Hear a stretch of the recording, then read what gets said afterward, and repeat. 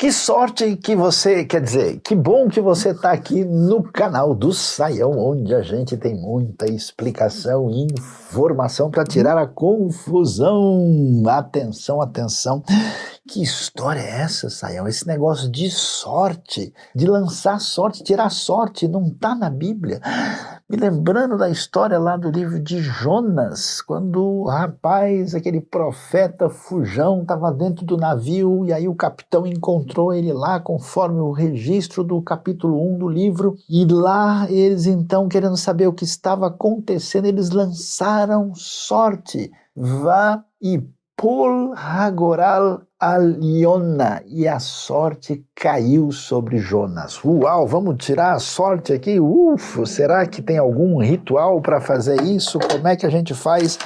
Então, deixa eu ver aqui, quem sabe, vamos tirar a sorte. Será que essa sorte aqui tem sentido? Como é que a gente resolve essa situação? Saião, você veio trazer explicação ou aumentar a confusão? Pois é, meus queridos, como é que a gente entende esse negócio de sorte que aparece na Bíblia? Aliás, é interessante a gente descobrir, por exemplo, que tantas vezes, até mesmo para consultar essa questão da vontade divina, aparecia isso. Quer ver uma coisa curiosa?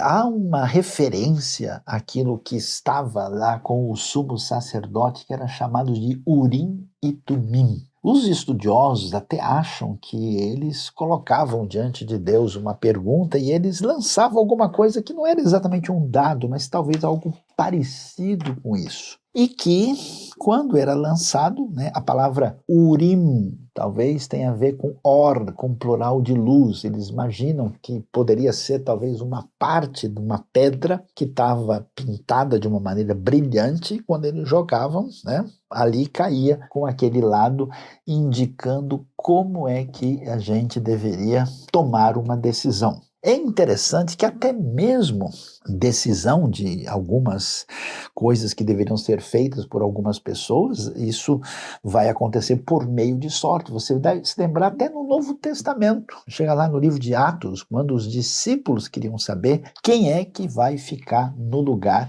de Judas Iscariotes, o apóstolo que apostatou da fé. E a decisão ali é feita por sorteio, por tirar sortes que caem sobre Matias. Nós vimos, por exemplo, o caso aqui de Jonas, que acabamos de mencionar, e também é interessante que até mesmo a divisão da terra de Israel acontece por sorte. Que coisa é essa? E a gente pensa, mas espera aí, agora complicou, porque a Bíblia não fala da direção de Deus, não fala da soberania divina, não apresenta para a gente uma ideia totalmente diferente, porque quando a gente pensa nesse negócio de sorte, dá a impressão que a realidade ela é aleatória, que as coisas acontecem meio assim por acaso. E até a gente pergunta, será que essa palavra por acaso assim, aparece na Bíblia? No livro de Ruth, capítulo 2, lá no verso 2, vai dizer que Boaz, quando viajava, Ruth entrou por acaso no campo, na propriedade que pertencia a Boaz. Ali o acaso aparece, mas ele é mais uma ironia, no sentido que ela está entrando exatamente no lugar que ela devia entrar,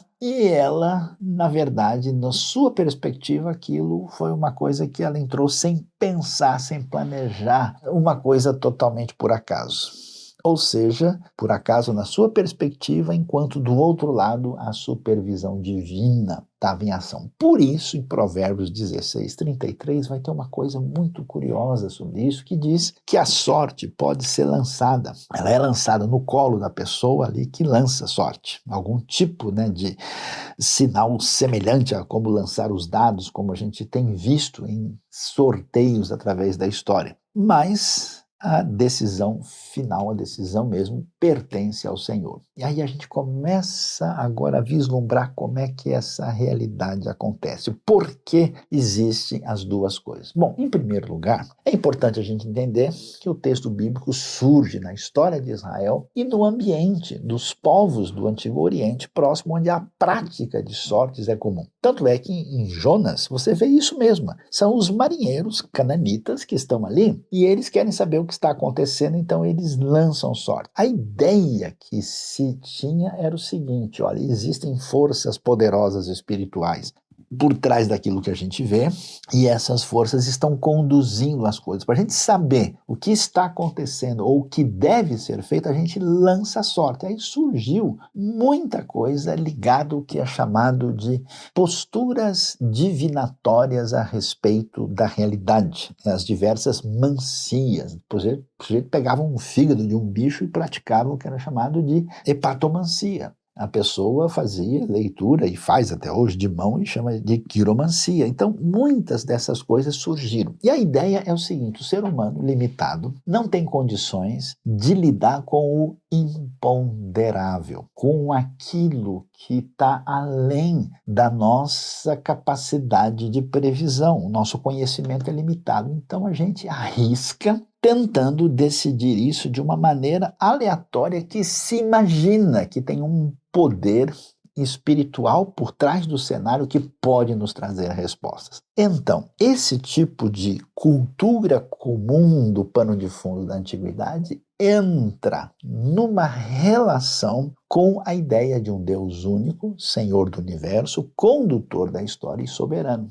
O que o texto bíblico vai nos mostrar? Que aquilo que acontece à nossa volta, que pode parecer sorte, sim, do ponto de vista da visão humana do que a gente está vendo, não entra na nossa previsibilidade. Nesse sentido, isso pode ser chamado de goral ou goralot, sorte ou sortes na língua hebraica. No entanto, por trás desse cenário da perspectiva divina, é claro que as coisas não aconteceram de maneira absolutamente aleatória. Elas tinham uma razão de ser, então, apesar daquilo parecer um mero acaso, na verdade, a mão divina estava por trás do cenário. É interessante ver isso exatamente em Jonas, nesse texto que a gente mencionou. Por quê?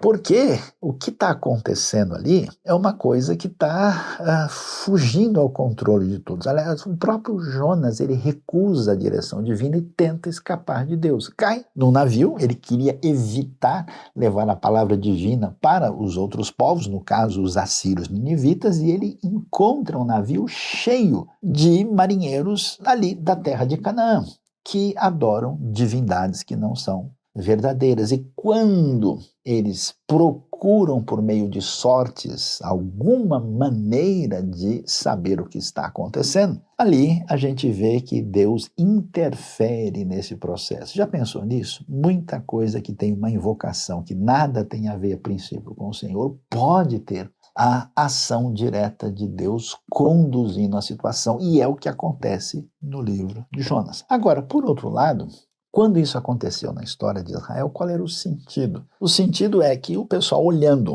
para os parâmetros, para as diretrizes que eles tinham para fazer o que tinham de fazer, eles queriam saber qual poderia ser a vontade diretiva de Deus. Deus tinha dado orientações de ordem, vamos dizer, litúrgica, moral, social, como princípios de vida, mas tem certas coisas do tipo, olha, o pessoal vai atacar a gente sai nesse conflito para se defender ou não, então vamos consultar ao Senhor. Nesse sentido, fazia-se uma invocação a Deus. Nesse contexto cultural, com esse perfil, havia uma invocação, e a invocação era entendida como algo absolutamente necessário, urgente, e que se esperava uma resposta divina de Deus. Talvez, assim, fosse o caminho, por exemplo, do Urim e Tumim, e de algumas ocasiões, quando a gente observa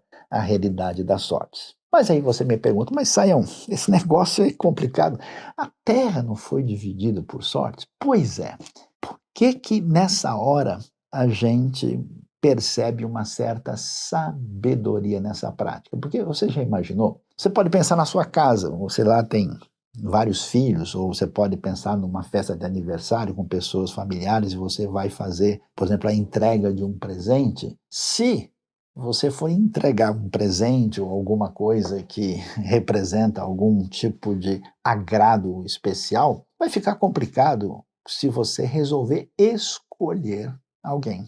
Ah, não, eu vou escolher esse meu filho porque ele gosta mais de feijão como eu. Não, eu vou escolher o fulano aqui porque ele é o meu primo o que gosta da mesma música que eu. Isso vai ser um negócio difícil de digerir porque uma preferência problemática irá se manifestar. Então é interessante que essa prática de sorteio, por exemplo, que é uma escolha aleatória, ela não permite qualquer favoritismo, qualquer discriminação, qualquer atitude de viés problemático. Então, imagine as tribos de Israel, já sem se entender, com dificuldades na sua caminhada de unidade, de fraternidade. Se a terra é dividida por sortes, bom, pessoal, todo mundo concordou, todo mundo combinou, ok, né? A coisa é assim, é como a gente faz hoje, né? Fala assim, vamos ver quem começa a nossa brincadeira, vamos ver, ó, pronto, vamos lá. Opa, tirei 6, opa, tirei 5, então eu começo, né? É assim que a gente faz. Então, isso evitaria qualquer tipo de dificuldade. E, num certo sentido, essa perspectiva, essa cultura esteve presente na realidade. Agora,